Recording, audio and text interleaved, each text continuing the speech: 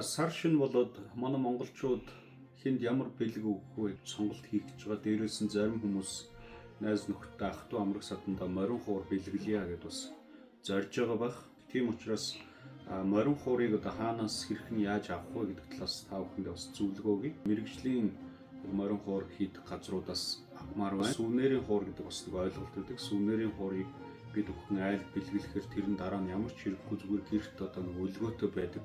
Тийм эд болж тавилга болж хувирдаг. Гэтэл энэ морин хуурын дуу аваа нь Монгол айлын сүлд хиймэр болж тэр дуу аваагаар нь тэр айлын одоо гэрийн энерги төвшин сайхан байж сайн сайхан байхыг бэлэгдэж тэгж оршин тогтдог зүйл. Гэтэл бид нар зүгээр нэг юм сүүнэрийн хуур аваад өгснөөрөө тэр айлд ямар ч хэрэггүй. Саяхан надаас нэг хүн ирээд дүүгэндээ одоо хуур бэлгэлэх гэсэн юм а гэд надаас 2-3 дахь удаага ингээ хуур авч байгаа. Цагаан сараар нэг дүүгэндээ хуур бэлгэлсэн чинь дараа жилийн цагаан сараар очисон чинь тэр айлын хүүхэд нь аль хэдийн тоглолт сураад гэрийнхэн жаврыг үргэж хийсэн гэж.